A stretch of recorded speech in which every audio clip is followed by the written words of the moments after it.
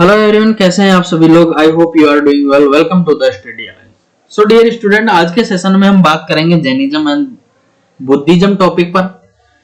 आज का session start करने से पहले हम ओवरव्यू ले लेते हैं लास्ट क्लास का। लास्ट क्लास में आखिर हमने क्या डिस्कस किया था। यदि हम लास्ट क्लास की बात करते हैं तो हमने डिस्कस किया था महाजनपद पीरियड को, जिसमें हमने देखा था वहां की पॉलिटिकल कंडीशन को, वहां की सोशियो कल्चरल कंडीशन को, इकोनॉमिक एक्टिविटीज को, और साथ ही में हमने डिस्कस किया था वहां की रिलीजियस प्रैक्टिस को। यदि हम पॉलिटिकल कंडीशन की बात करते हैं तो इसमें हमको देखने को मिला था कि इनके द्वारा रिपब्लिकन स्टेट को एडॉप्ट किया गया था, जिसमें किंगशिप हमको देखने को मिली थी बाय द इलेक्शन इलेक्ट की जाती थी। दैट्स मीन लोगों का रिप्रेजेंटेशन देखने को मिला। यदि सोसाइटी की बात करते तो सोसाइटी फोर वर्नाज में डिवाइड थी। उसमें एक अलग तबका हमको देखने को मिलता है जिसे अनटचेबल के रूप में आइडेंटिफाई किया गया। यदि हम इकोनॉमी की बात करते हैं तो इनके द्वारा मनी को इंट्रोड्यूस कर दिया गया था, जिसमें गोल्ड एंड सिल्वर के कॉइन्स हमको देखने को मिले। ये किसी तरीके की प्रिंटेड कॉइन्स नहीं हुआ करते थे, लेकिन इनके जो मेटल थी गोल्ड एंड सिल्वर, इनके टुकड़े यूज किए जाते थे एज ए करेंसी। यदि रिलीजियस प्रैक्टिस की बात करते हैं तो लेटर वैदिक पीरियड में हमने देखा था कि रिलीजन को मोर कॉम्प्लेक्स बना दिया गया। ऐसा कैसे हुआ? यानी डिफरेंट टाइप के सेक्रीफाइसेस इनके द्वारा इसमें ऐड किए गए, कर्मकांड इसमें ऐड किए, जिसकी वजह से लोग डिससेटिस्फाइड होने लगे। देन फॉरेस्ट की ओर मूव करते हैं। यहाँ पे लोग मेडिटेशन करते हैं और ज्ञान की प्राप्ति करते हैं। देन सोसाइटी में आके उस नॉलेज को प्रोवाइड करवाते हैं लिविंग ऑफ स्टैंडर्ड बनाए रखने के लिए। यदि इसमें इंपॉर्टेंट पर्सनैलिटीज की बात करते हैं तो आपको महावीर जैन दिखाई देंगे और गौतम बुद्धा दिखाई देते हैं। आइए आज का डिस्कशन स्टार्ट करते हैं। सबसे पहले हम डिस्कस करेंगे जैनिज्म को। यदि हम जैनिज्म की बात करते हैं तो इसमें मोस्ट इंपोर्टेंट पर्सनैलिटी दिखाई देती है आपको महावीर जैन, जिनका बचपन का नाम वर्धमान था। यदि इनके सर्वाइवल की बात करते हैं तो 540 बीसी से लेकर 468 बीसी के बीच में इनके द्वारा सर्वाइव किया जाता है। इनका जन्म होता है कुंडल ग्राम वैशाली में। इनके पिता का नाम सिद्धार्थ होता है, माता त्रिशला होती है, जो कि लिच्छवी चीफ की सिस्टर होती है। ये एक किंगडम होता है इस समय, ठीक है। इनका विवाह होता है यशोदा देवी से और 30 ईयर की एज में इनके द्वारा घर को त्याग दिया जाता है नॉलेज की प्राप्ति के लिए। आफ्टर 13 ईयर इनको हाईएस्ट स्पिरिचुअल नॉलेज प्राप्त होती है, जिसे केवल्य के रूप में जाना जाता है। ये ज्ञान इनको जिम्बिका ग्राम में एक साल ट्री है, उसमें 42 की एज में प्राप्त होता है। यदि इनकी डेथ की बात करते हैं तो पावापुरी, जो कि राजगिरी के नियर लोकेटेड है, 72 की एज में इनको ये डेथ मिलती है, फिर ये इनकी डेथ हो जाती है। यदि इनके आइडियाज की बात करते हैं जो सोसाइटी को प्रोवाइड करवाए गए, तो इनका आइडिया था त्रिरत्नों का, यानी कि right faith, right knowledge and right action. इन सबको प्राप्त करके लाइफ को एक अच्छा स्टैंडर्ड प्राप्त कर सकते थे, ठीक है। ये अहिंसा में विश्वास करते हैं, चाहे वो ह्यूमैनिटीज में हो या एनिमल्स। इवन इनके द्वारा इंसेक्ट्स में भी इसको टॉलरेट नहीं किया जाता। दैट्स मीन हम यूं कह सकते हैं कि इनके द्वारा कीड़े मकोड़ों को भी मारना पाप माना जाता है इस रिलीजन में। यदि महावीर जैन की बात करते हैं तो ये 24 नंबर के तीर्थंकर होते हैं। तीर्थंकर का मतलब होता है हिंदुइज्म में हम जिनको गुरु बोलते हैं, यानी कि इनके भी गुरु हुआ करते थे, ठीक है, जिन्हें तीर्थंकर बोलते हैं। यदि इनके फर्स्ट तीर्थंकर की बात करते हैं तो ये आपको ऋषभ देव जी दिखाई देते हैं, ठीक है, जिन्हें ऋषभनाथ के नाम से भी जानते हैं। यदि महावीर जैन से पहले के तीर्थंकर की बात करते हैं, यानी कि 23 नंबर के तीर्थंकर की बात करते थे, पार्श्वनाथ आपको दिखाई देता है, जो कि वाराणसी में वॉर्न होते हैं। यदि इनकी रिलीजियस प्रोपोगेंडा की बात करते हैं तो अपने रिलीजन को प्रोपोगेट किया जाता है कॉमन लैंग्वेज, ठीक है, जो कि वहां के लोकल पीपल्स के द्वारा बोली जाती थी। यदि इससे पहले लेटर वैदिक पीरियड की बात करते हैं तो आपको रिलीजन संस्कृत में प्रोपोगेट करते हुए दिखाई देंगे। लेकिन ये ज्यादा पॉपुलर क्यों नहीं हो पाया? इसका रीजन था कि इस समय पे एक रिजिड सोसाइटी दिखाई देती थी, जिसमें हायरार्की सिस्टम दिखाई देता है, यानी कि टॉप पे आपको ब्राह्मण्स, आफ्टर दैट उनके नीचे क्षत्रियाज, देन वैश्याज और आपको शूद्राज दिखाई देंगे, ठीक है। और इस समय पे ब्राह्मण एंड क्षत्रियाज के अलावा किसी को भी Sanskrit language learning and reading का राइट नहीं। इस वजह से भी जो ये रिलीजन होता है वैदिक रिलीजन वो डिक्लाइन होता है। आइए चलते हैं नेक्स्ट रिलीजन की। यदि नेक्स्ट रिलीजन की बात करते हैं तो इसमें आपको Gautam Buddha most important personalities के रूप में दिखाई देंगे। ये सर्वाइव करते हैं 563 बीसी से लेकर 483 बीसी के मध्य में। इनका बचपन का नाम सिद्धार्थ होता है। इनके फादर शुद्धोधन और माता माया देवी होते हैं। इनका बर्थ लुम्बिनी में होता है, साक्य रिपब्लिक में। यदि अलाइटमेंट की बात करते हैं तो इन्हें 33 की एज में प्राप्त होता है, जो कि निरंजना रिवर के बैंक पर पीपल ट्री के नीचे उर्वेला यानी बोध गया के अंदर ये स्पिरिचुअल नॉलेज प्राप्त कर पाते हैं। यदि इनके स्पिरिचुअल नॉलेज की बात करते हैं तो उसे निर्वाण बोलते हैं। क्या बोलते हैं? निर्वाण नाम से जाना। फर्स्ट सरमन इनके द्वारा प्रोवाइड करवाया गया था सारनाथ डियर गार्डन में। सरमन की बात करते हैं तो इनके स्पीच होते हैं, जो कि बुद्धिज्म के अंदर जो स्पीच प्रोवाइड करवाए जाते हैं सोसाइटी को, उन्हें सरमन्स बोलते हैं। ठीक है। वहीं इनको महापरिनिर्वाण प्राप्त होता है 18 की एज में। महापरिनिर्वाण का मतलब होता है यानी कि इनकी डेथ होना। ठीक है। यदि हम अदर इनके आइडियाज की बात करते हैं तो इनके द्वारा फोर्थ नोबल ट्रूथ सोसाइटी को प्रोवाइड करवाया गया, जिन्हें आर्य सत्य भी बोलते हैं। इन्होंने बोला समन के ज्ञान दुख है, दुख का कारण है, दुख का निवारण। That's mean what is the full of misery यानी सबम दुखम, पूरा संसार दुखी है।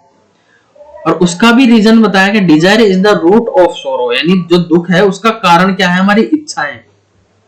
लेकिन इन्होंने थर्ड ट्रूथ में बोला है डिजायर कैन बी कॉन्क्यूर, यानी कि इनका निवारण किया जा सकता है, यानी कि इनका सोल्यूशन किया जा सकता है, इनको सोल्व किया जा सकता है, इनका सोल्यूशन प्रोवाइड करवाया जा सकता है। वो कैसे? उसी के बारे में फोर्थ ट्रूथ में लिखते हैं कि अष्टांगिक मार्ग फॉलो करके आप दुखों को दूर कर सकते। अब देखते हैं अष्टांगिक मार्ग क्या है। यदि अष्टांगिक मार्ग की बात करते हैं तो 8 गाइडलाइंस थी, जो कि गौतम बुद्धा के द्वारा प्रोवाइड करवाई जाती सोसाइटी को। इसमें था आपका right view, right intention, right speech, right action, right livelihood, right manifulness या mindfulness, right effort, right concentration आपको देखने को मिलेगा। इसके अलावा भी यदि इनकी पॉपुलैरिटी की बात करते हैं गौतम बुद्धा के, तो इसके पीछे कई कारण थे। ये भी नॉन वायलेंस में बिलीव करते हैं, इवन एनिमल्स के साथ भी वायलेंस टॉलरेट नहीं कर पाते। इनके द्वारा इस रिजिड सोशल या कम्युनल सिस्टम को तोड़ने के लिए सभी तरीके के लोगों को या सभी कम्युनिटीज को बुद्धिज्म फॉलो करने के लिए अलाउ किया गया। यदि इसमें बात करते हैं तो आपको आर्टिशियंस दिखाई देंगे, ट्रेडर्स दिखाई देंगे, फार्मर्स दिखाई देंगे और अनटचेबल्स भी इनके फॉलोवर के रूप में आपको दिखाई देंगे। इनके द्वारा कई सारी मोनेस्ट्रीज डेवलप की जाती है, जो कि लर्निंग सेंटर होते हैं। यदि लर्निंग सेंटर के एग्जांपल के तौर पे बात करते हैं, आज की जो नालंदा यूनिवर्सिटी है वो एंशिएंट टाइम पे बुद्धिस्ट लर्निंग साइट हुआ करती थी। उसी तरीके से अदर कई बिल्डिंग्स इनके द्वारा डेवलप की जाती है, जिसमें आपके चैत्याज हो गए, विहाराज हो गए, स्तूपाज हो गए। यदि चैत्याज की बात करते हैं तो ये वर्शिप के लिए डेवलप किए जाते थे, वहीं विहाराज मोंकों के रहने के लिए जगह हुआ करती थी। स्तूप की बात करते हैं तो इनके जो डेड मोंक होते थे उनसे रिलेटेड या एसोसिएटेड वस्तुओं को यहाँ पे रखा जाता। ठीक है। तो इस तरीके से चैप्टर आपका खत्म होता है। अब आइए देख लेते हैं आखिर महाजनपद पीरियड से किस तरीके के क्वेश्चन प्रीवियस ईयर एग्जाम में लास्ट 27 ईयर में क्वेश्चंस पूछे गए। ठीक है। यदि क्वेश्चंस की बात करते हैं तो आपको क्वेश्चंस देखने को मिलेंगे कुछ इस तरीके के। पहला क्वेश्चन में आपसे पूछा गया है कि दी गई चीजों को क्रोनोलॉजिकल ऑर्डर में आपको मेंटेन करना। यदि इसका क्रोनोलॉजिकल ऑर्डर की बात करते तो आपको दिया गया gold coins, punch mark, silver coins, iron ploughing and urban culture, यानी कौन पहले आया सबसे। तो अगर इस तरीके से बात करते कौन पहले आया तो आपको देखने को मिलेगा यहाँ पे कॉइन्स की बात की गई, तो शुरुआत में तो कॉइन्स देखने को ही नहीं मिले, हमको मेटल ही नहीं देखने को मिली, तो ये एलिमिनेट हो जाता है, यानी कि ये दो तो ऑब्वियस है कि पीछे ही आए होंगे। शुरुआत की बात करते हैं तो बिल्कुल हमको शुरू में अर्बन सोसाइटी और आयरन प्लगिंग देखने को मिलती है।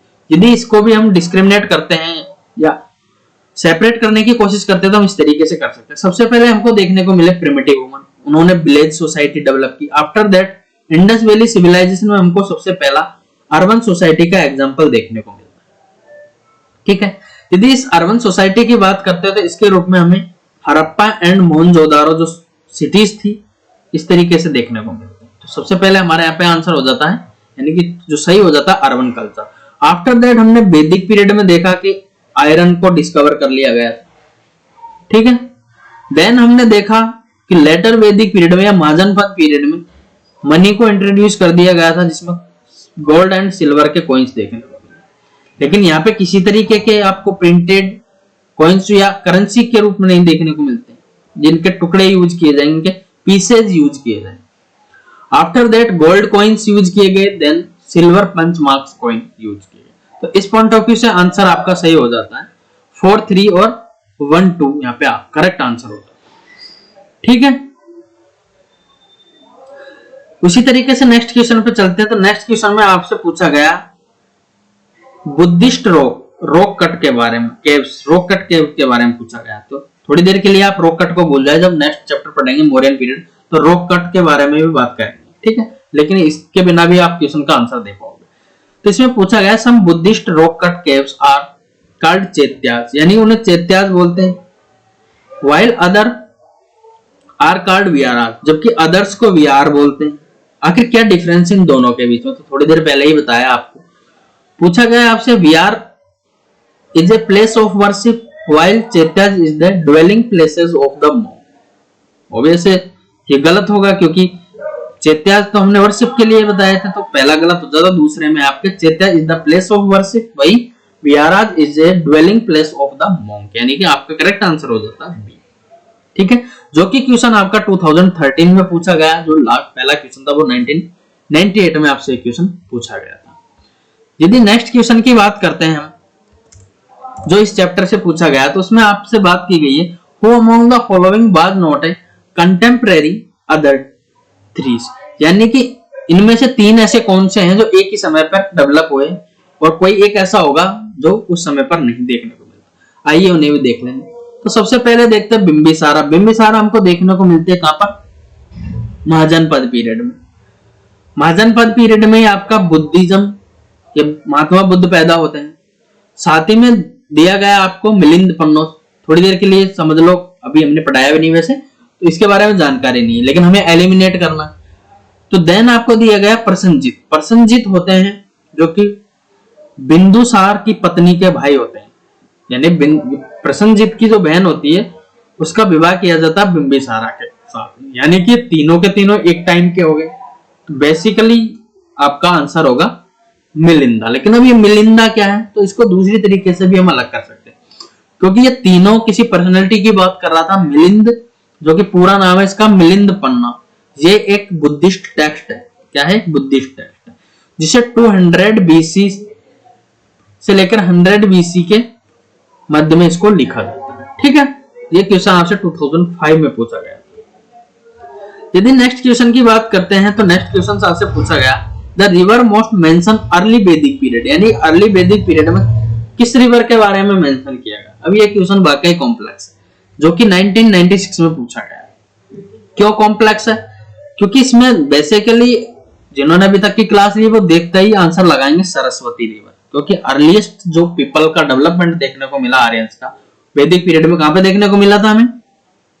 सरस्वती रिवर के बैंक में। लेकिन डियर थोड़ा दोबारा पढ़ो क्वेश्चन को, इसमें दिया है आपको अर्ली वैदिक पीरियड लिटरेचर की बात की गई है। ये आपका थोड़ा डीप स्टडी हो जाएगा, लेकिन मैंने आपको बताने के लिए कि इस तरीके के क्वेश्चन यहाँ पे मिलते मेंशन किया था। ठीक है, यदि हम लिटरेचर की बात करते हैं तो लिटरेचर में आपको देखने को मिलेगा बिल्कुल सिंधु रिवर भी आपको वैदिक लिटरेचर में मेंशन मिलेगी, आपको सरस्वती रिवर भी देखने को मिलेगी, आपको गंगा रिवर भी देखने को मिलेगी। लेकिन जो सिंधु रिवर है इसको कई बार या इस वर्ड्स को कई बार यूज किया गया है वैदिक लिटरेचर में। लेकिन वही बात करते सरस्वती रिवर की, तो ये एक मोस्ट प्रोमिनेंट रिवर के रूप में मेंशन किया गया, और गंगा शब्द को 2 या 3 बार उसमें यूज किया गया टोटल। तो यहाँ पे मोस्ट मेंशन की बात की गई, सबसे ज्यादा किसके बारे में बात की गई, तो सिंधु रिवर। इस हिसाब से आपका क्वेश्चन नंबर ए करेक्ट हो जाता है। ठीक है, देन बात करते हैं नेक्स्ट क्वेश्चन की। तो इसमें आपसे पूछा गया in the context of ancient Indian society, यदि एंशिएंट इंडियन सोसाइटी की बात करते हैं उसके रेस्पेक्ट में बात की गई है, यानी कि इस सोसाइटी जो एंशिएंट सोसाइटी के रेस्पेक्ट में कौन सा जो वर्ड मेंशन किया गया आपको, जो मेंशन किया गया आपके कोड में, तो वो सिमिलर नहीं है। तो आइए एक एक करके देखते हैं। या फिर एंशिएंट सोसाइटी के संबंध में सही नहीं है, तो इसमें बात की गई गोत्र।